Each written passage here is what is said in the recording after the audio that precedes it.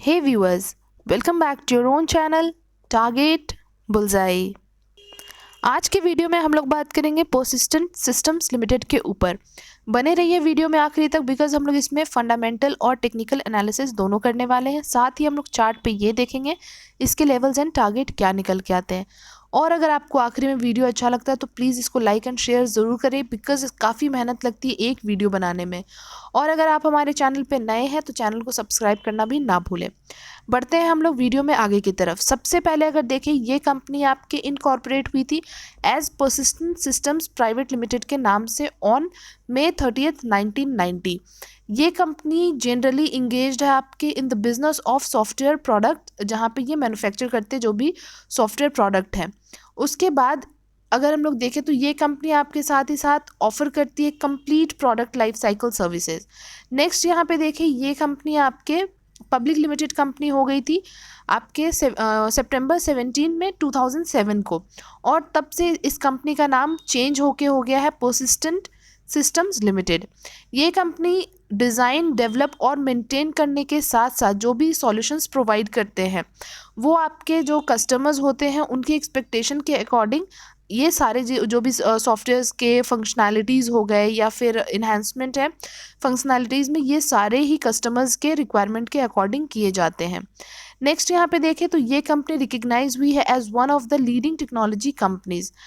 इन्होंने जो भी आप देख सकते हैं it has invested and plans to continuously invest in new technology. साथ ही साथ ये न्यू टेक्नोलॉजी के अलावे फ्रेमवर्क और आपके cloud computing, analytics, enterprise collaboration and enterprise mobility, इन सब में इन्होंने अपने जो भी प्लान किए हैं इन्वेस्टमेंट के काफ़ी बेहतरीन तरीके से प्लान किए ताकि ये अपने बिजनेस को और आगे बेहतर तरीके से ग्रो कर सके। नेक्स्ट अगर यहाँ पे हम लोग देखें कौन कौन से इंडस्ट्रीज़ में ये कंपनी सर्व कर रही है तो ये आप देख सकते हैं banking, financial services and insurance. वहीं आपके सेकंड है health care and life science, third one is industrial, fourth one is software and high tech and the last one is telecom and media. तो ये सारे इंडस्ट्रीज़ में ये आपको कैटर करते हुए नजर आएंगे अपने सर्विसेज। नेक्स्ट अगर हम लोग यहाँ पे देखें जो इनके पार्टनर्स हैं वो कौन कौन से हैं ये आप देख सकते हैं। AWS है आपके सामने, IBM है, माइक्रोसॉफ्ट है, Red Hat, Salesforce and काफ़ी सारे जैसे गूगल क्लाउड प्लेटफॉर्म भी आपको यहाँ नज़र आ रहे होंगे।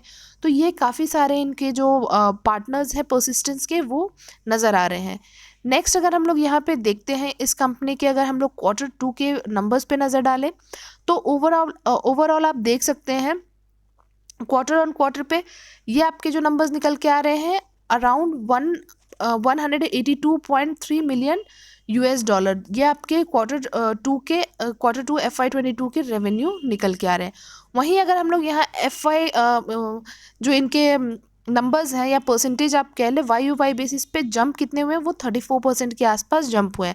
दैट मीन्स पिछले साल जो Q2 के नंबर्स आए होंगे उनके मुकाबले इस साल के जो इस क्वार्टर के जो Q2 के जो नंबर आए हैं उनमें कंपेयर करके देखें तो। अब वहीं अगर हम लोग पैट की बात करें तो पैट में भी एक अच्छा खासा आपको यहाँ पे जंप नज़र आएगा YoY बेसिस पे जो कि 58.6% के आसपास है। और नंबर आप देखेंगे तो ये आपके इंडियन रुपीज़ में 1618 मिलियन के आसपास है। कंपनी के पास जो एम्प्लॉयज़ हैं करेंटली वो आपके 15,879 है। यहाँ पे भी आपको YoY बेसिस पे जंप देखने को मिल रहा है।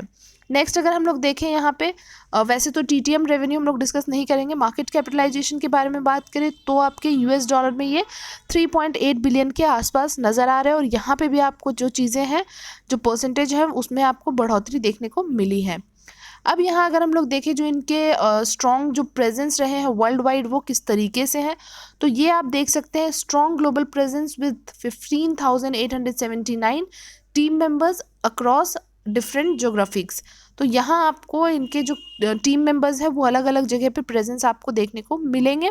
वहीं अगर हम लोग रेवेन्यू की बात करें जो नॉर्थ अमेरिका से जो रेवेन्यू जनरेट होके आता है वो है 78.7% के आसपास। और वहाँ जो एम्प्लॉयज़ हैं ओवरऑल वो आप देख सकते हैं 1291 है। यूरोप की बात करें, यूरोप के जो ब्रेकअप में जो इनका पार्ट है वो है 8.8%। Employees are 325। इंडिया की बात करें तो इंडिया का जो यहाँ पे आप पार्टिसिपेशन देख सकते हैं वो 10.5% के आसपास है। एम्प्लॉयज़ यहाँ पे आपको काफ़ी लार्ज नंबर में नज़र आ रहे हैं, जो कि 13,889। बाकी अगर रेस्ट ऑफ द वर्ल्ड की बात करें तो 2% रेवेन्यू में इनका कंट्रीब्यूशन रहा है और एम्प्लॉयज़ इनके पास है 374।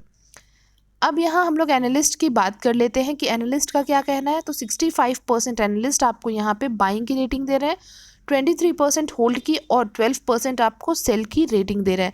बट ये ऐसा शेयर है ही नहीं जहाँ पे हम अभी आपको ये बोल दें कि आप यहाँ से निकल जाओ, या फिर जिस तरीके से शेयर ये परफॉर्म करता हुआ नज़र आता है, तो यहाँ पे हमें हर बार एक अच्छी अपॉर्चुनिटी भी मिलती रहती है। वो सब तो हम लोग बाद में बात करेंगे जब हम लोग चार्ट के ऊपर जाएंगे। अभी फ़िलहाल अगर देखें तो एनालिस्ट के हिसाब से अभी जो 65% एनालिस्ट है वो आपको बाइंग की रेटिंग दे रहे हैं। बट आपको साथ ही साथ रिसर्च भी करना काफ़ी ज़रूरी है, और अगर आपके पास फिनेंशियल एडवाइज़र होंगे तो उनसे कनेक्ट करना भी बहुत ज़रूरी होता है जब हम किसी भी शेयर में अपने इन्वेस्टमेंट के लिए रेडी रहते हैं। नेक्स्ट यहाँ अगर हम लोग देखें इस कंपनी के वैल्यूएशन के ऊपर, तो कंपनी के जो डिविडेंड यील्ड है वो है आपके 0.47%। ईपीएस काफ़ी अच्छे हैं विच इज़ 74.8। इंडस्ट्री पी और स्टॉक पी में अगर हम लोग कंपेयर करें, कंपनी काफ़ी बेहतरीन कंपनी है, company is the leading company. तो यहाँ अगर उसके हिसाब से देखें तो स्टॉक पी आपको फिर भी बहुत, आप ये नहीं कह सकते काफ़ी ज़्यादा ओवर वैल्यूड है।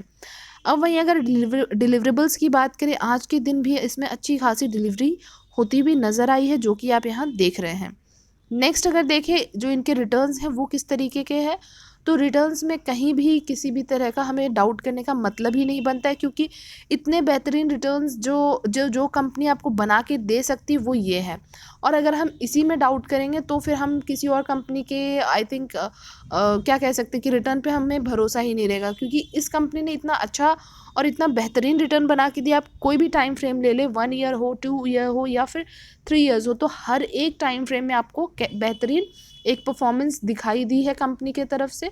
और वैसे भी जैसा कि हमने अभी कहा था एनालिस्ट वाले स्लाइड में कि ये शेयर ऐसा है कि जब आप चार्ट पे देखेंगे तो आपको हमेशा एक अच्छा खासा ट्रेंड देखने को मिलेगा, और उसी का ये नतीजा है कि रिटर्न्स जो रहे हैं वो इन 3 साल में काफ़ी बेहतरीन नज़र आ रहे हैं। आई थिंक यहाँ तक आपको जो वीडियो है, यहाँ तक जो चीज़ें हमने बताई है वो आपको क्लियर हो रहा हो।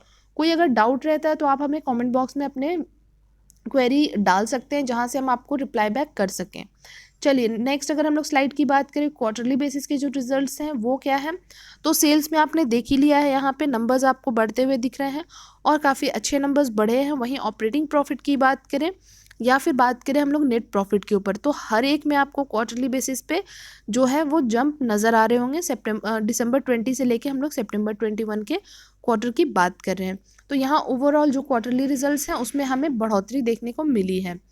नेक्स्ट यहाँ अगर ईयरली बेसिस पे बात करते हैं तो ईयर के जो नंबर रहे हैं, अगर हम लोग सेल्स के नंबर्स देखते हैं सबसे पहले, तो यहाँ भी आपको बढ़ोतरी देखने को मिली है। तो वाई बेसिस पे जो हमने जंप डिस्कस किया है पिछले स्लाइड में, जो भी हमने नेट प्रॉफिट के ऊपर डिस्कस किया, वो सारे आप यहाँ देख सकते हैं। बाकी अगर ऑपरेटिंग प्रॉफिट की बात करते हैं तो आपको ये मार्च 20 में थोड़े डिप में जाते हुए दिखे थे, लेकिन उतनी ही तेज़ी से इस साल की अगर बात करें तो कंपनी ने अपने ऑपरेटिंग प्रॉफिट को काफ़ी अच्छे तरीके से कवर किया है। वहीं अगर नेट प्रॉफिट के ऊपर बात करें तो सेम आपको सिनेरियो नज़र आएगा ऑपरेटिंग प्रॉफिट की तरह। यहाँ पे भी आपको मार्च 20 में डिप ज़रूर नज़र आ रहा है, बट कंपनी ने उतने ही बेहतरीन तरीके से अपने जो भी नेट प्रॉफिट इनके कम हुए थे पिछले साल उनको कवर करके काफ़ी बेहतरीन इस बार पोस्ट भी किया है। अब यहाँ पे अगर हम लोग देखें जो sales and profit growth percentage होते हैं वो, तो ये आप देख सकते हैं जो सेल्स ग्रोथ परसेंटेज है वो आपको बढ़ते हुए दिख रहे हैं। जैसे पिछले 5 साल में 11%, पिछले 3 साल में 13% और इस 1 साल की बात करें तो 18%। तो आपको यहाँ पे भी बढ़ोतरी देखने को मिल रहे हैं। वहीं प्रॉफिट ग्रोथ की बात करें, प्रॉफिट ग्रोथ के भी जो नंबर्स हैं वो भले ही 3 साल में आपको हल्की सी डिप नज़र आई थी पिछले 5 साल के मुकाबले, बट इस 1 साल में काफ़ी हमें स्ट्रॉन्ग इनके प्रॉफिट ग्रोथ परसेंटेज नज़र आ रहे हैं, जो कि है 24%। नेक्स्ट यहाँ हम लोग बात कर लें अगर ROE एंड ROCE परसेंटेज के ऊपर, तो ये आप देख सकते हैं कि ROE के नंबर्स अगर देखें, परसेंटेज देखें, तो ये आपको थोड़े ही बढ़ते हुए दिखे, but through out the years जो भी 5 to 1 ईयर की बात कर रहे हैं, तो यहाँ पे जो नंबर्स या परसेंटेज हैं वो हमें अच्छे नज़र आ रहे हैं। और अगर हम लोग यहाँ देखते हैं ROCE के ऊपर, तो ROCE के नंबर हमें काफ़ी, मतलब काफ़ी नहीं पर हम कह सकते हैं कि ज़्यादा अच्छे नज़र आ रहे हैं, क्योंकि हमारा जो क्राइटेरिया होता है 15 to 20% उसको हम अच्छा कहते हैं, अबव 20% इज़ वेरी गुड। तो ये आप देखेंगे अबव 20% ही रहा है ROCE का जो भी परसेंटेज देखने को मिला है पिछले 5 से इस 1 साल में, और इस 1 साल में आपको पिछले 3 और 5 साल के मुकाबले जो परसेंटेज है वो भी बढ़ते हुए दिखे हैं। तो यहाँ अभी तक हमें स्लाइड में या फिर अगर हम लोग कंपनी के फंडामेंटल्स की बात करें, कहीं भी हमें कोई भी वीकनेस अभी तक तो देखने को नहीं मिली है। बाकी देखते हैं हम लोग आगे। अब अगर डेट टू इक्विटी की बात करें तो कंपनी के ऊपर किसी भी तरह का डेट नज़र नहीं आ रहा है, so company is debt free. And अगर कैश की बात करें जो अवेलेबल है कैश कंपनी के पास वो है 824.97 करोड़ के लगभग।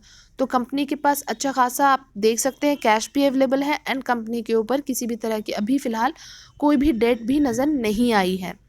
उसके बाद अगर शेयर होल्डिंग पैटर्न्स पे नज़र डालते हैं, प्रमोटर्स के पास आपको सबसे ज़्यादा होल्डिंग्स देखने को मिलेंगे, बट अगर मुकाबले हम लोग बात कर रहे हैं यहाँ पे आपके जो DIIs हैं उनके नंबर्स के मुकाबले, तो आपको काफ़ी सिमिलर या काफ़ी क्लोज नज़र आ रहे होंगे। जहाँ ये पिछले दिसंबर 20 में 29.52% हुआ करते थे, वहीं आपको थोड़े से घटते हुए ज़रूर दिखे ये 27.88% के आसपास। वहीं अगर हम लोग प्रमोटर्स के नंबर्स देखें तो प्रमोटर्स में भी आपको हल्की सी एक फ्लक्चुएशन नज़र आएगी, बहुत माइनर सी, बट इन्होंने कंसिस्टेंसी के साथ एटलीस्ट 31% मेंटेन किया हुआ है।